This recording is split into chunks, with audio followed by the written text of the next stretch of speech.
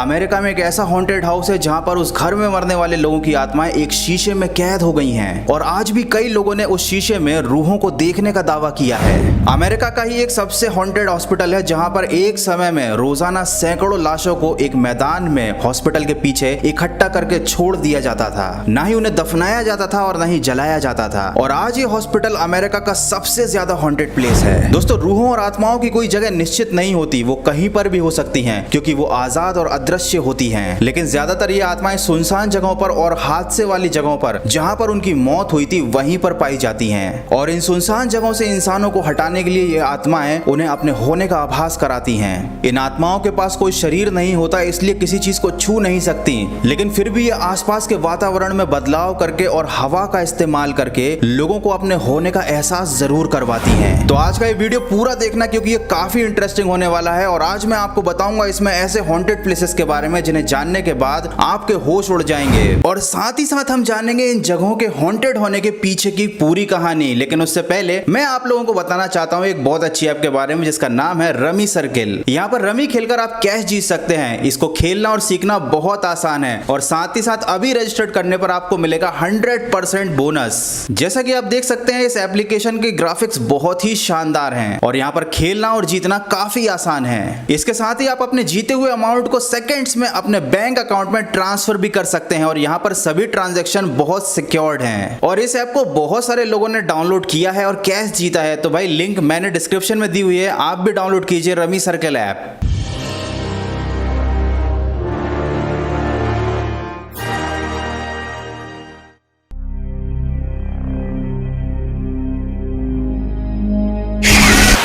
संयुक्त राष्ट्र अमेरिका का सबसे ज्यादा हॉन्टेड प्लेस है बेवर्ली हिल्स। इसका नाम आप लोगों ने सुना ही होगा। इसको 1883 में एक अमेरिकी नागरिक मेजर थॉमस ने बनवाया था। इनके परिवार की मृत्यु इसी घर में हो गई थी और उसके बाद इस इमारत को हमेशा के लिए बंद कर दिया गया था। उसके बाद सन 1908 में इस इमारत को दोबारा खोला गया। इस इमारत को लोगों के इलाज के लिए एक अस्पताल बना दिया गया। तभी अमेरिका में एक विचित्र सी बीमारी फैल गई जिसकी वजह से लाखों लोगों की जानें जाने लगी। इस बीमारी को वहां पर सफेद मौत का नाम दिया गया था। इस बीमारी की वजह से अस्पताल में रोज सैकड़ों मौतें हुआ करती थीं। इन लाशों को अस्पताल से बाहर दफनाने के लिए भी नहीं ले जाया जाता था क्योंकि इनसे बीमारी ज्यादा फैलने की संभावनाएं थीं। इसीलिए रोजाना सैकड़ों लाशें इसी अस्पताल में इकट्ठी होने लगीं। लाशों की संख्या बहुत ज्यादा थी, इसलिए अस्पताल के मैनेजमेंट ने हॉस्पिटल के पीछे एक सुरंग बनवाई। इस सुरंग में से सारी लाशों को धकेल दिया जाता था जिससे वो सारी लाशें अस्पताल के पिछले इलाके में इकट्ठी होने लगी। बेवर्ली हिल्स नाम की जगह जब अस्पताल थी तब भी ये काफी ज्यादा भयानक थी क्योंकि आप खुद इमेजिन कीजिए कि रोजाना सैकड़ों लाशें अस्पताल के पिछले हिस्से में इकट्ठी हो रही थीं। समय के साथ साथ इस अस्पताल में बहुत सारी पैरानॉर्मल घटनाएं घटने लगीं। वहां पर काम करने वाले डॉक्टर और नर्सेस ने हॉस्पिटल की गलियारों में काले सायों को रात में भटकते हुए देखा। उस अस्पताल में लाशों को ठिकाने लगाने के लिए जिस सुरंग का निर्माण किया गया था उसके आसपास कई मरे हुए लोगों की आत्माओं को भटकते हुए देखा गया।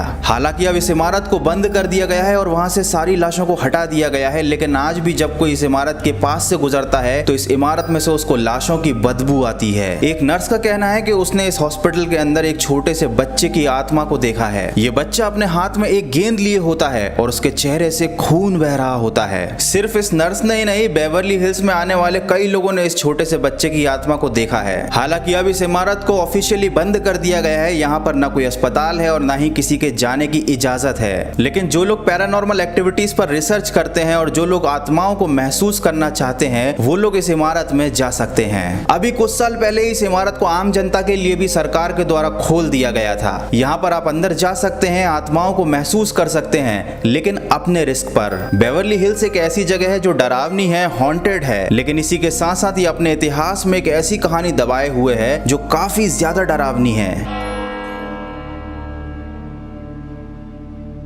इसी इमारत की 5वीं मंजिल का कमरा नंबर 502 इस इमारत का सबसे डरावना और खौफनाक कमरा है। सन 1908 के दौरान जब इस अस्पताल में लोगों का इलाज किया जाता था तो यहाँ पर इस कमरे में एक नर्स ने फांसी लगाकर आत्महत्या कर ली थी। लोगों का ऐसा कहना था कि उस नर्स की आत्मा इसी कमरे में रहती है। उस नर्स की मौत के बाद कमरा नंबर 502 में करीब 29 से भी ज्यादा लोगों की मौतें हो चुकी हैं और यही कारण था कि इस कमरे को उस हॉस्पिटल का सबसे हॉन्टेड कमरा माना जाता था और इसको आम मरीजों के लिए बंद कर दिया गया था। मिडिल ईस्ट प्लांटेशन एक ऐसी जगह है जहां पर रूहों का पूरी तरह से कब्जा है। इसके एक कमरे में आज भी एक छोटी सी बच्ची के सिसकने की आवाजें साफ सुनाई देती हैं। मकान के पिछले हिस्से में एक पुराना पेड़ है जहां पर एक महिला का शव लटकता हुआ दिखाई देता है। मिडिल ईस्ट प्लांटेशन के अंदर एक कमरा है जिसमें दीवार पर एक पुराना शीशा लगा हुआ है। कई लोगों ने इस बात का दावा किया है कि इस शीशे में कभी कभी एक महिला का साया दिखाई देता है जो कि सफेद लिबास पहने रहता है। उसकी गर्दन झुकी हुई होती है।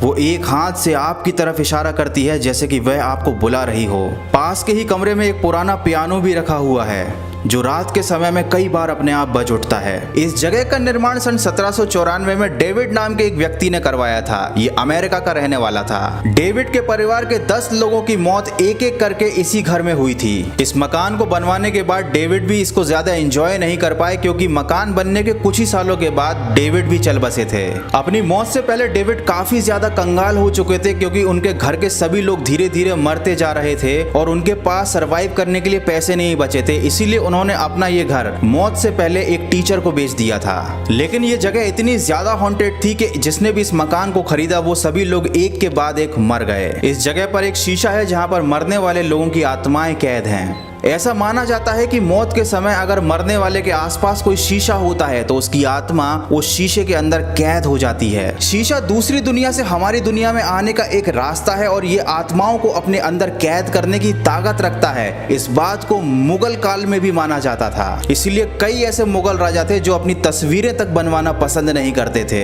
उनका ऐसा मानना था कि अपनी तस्वीरें बनवाना भी अपनी आत्मा को उसके अंदर कैद करवाने जैसा है। खैर, आपको क्या लगता है मुझे कमेंट करके जरूर बताइएगा। क्या वाकई में एक शीशे के अंदर किसी इंसान की आत्मा मरने के बाद कैद हो सकती है?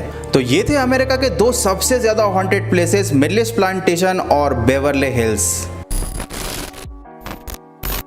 जी हाँ, ये है हमारे वीडियो का एक नया सेक्शन जिसका नाम है मजेदार न्यूज। ये मिस्ट्री की दुनिया हॉन्टेड प्लेसेस से अलग हमारी दुनिया से जुड़ा हुआ है। तो भाई, पंजाब का एक 17 साल का लड़का जो कि पबजी के लिए इतना ज्यादा दीवाना था कि उसने अपने मम्मी पापा की जिंदगी भर की कमाई पबजी में उड़ा दी। इस बंदे ने 1 लाख 2 लाख नहीं बल्कि पूरे 16 लाख रुपए खर्च किए पबजी पर। ये अपने पापा से ऑनलाइन स्टडी के नाम पे उनका मोबाइल मांग लेता था जिस पर उनकी मोबाइल बैंकिंग एक्टिवेटेड थी। धीरे धीरे बैंक के इसने सारे अकाउंट खाली कर दिए। बैंक से आने वाले सभी मैसेज को ये डिलीट कर देता था। पहले इसने अपने पापा के मोबाइल से उनका अकाउंट साफ किया, उसके बाद मम्मी का मोबाइल लेके उनका अकाउंट साफ किया और उसके बाद इसके खुद के अकाउंट में इसके मम्मी पापा ने कुछ पैसे रखे थे इसकी पढ़ाई के लिए, इसके फ्यूचर के लिए, इसने उनको भी स्वाहा कर दिया। सबसे ज्यादा हैरानी की बात यह है कि इसके पिता के अकाउंट में जो पैसे रखे थे वो उनके खुद के मेडिकल ट्रीटमेंट के लिए थे।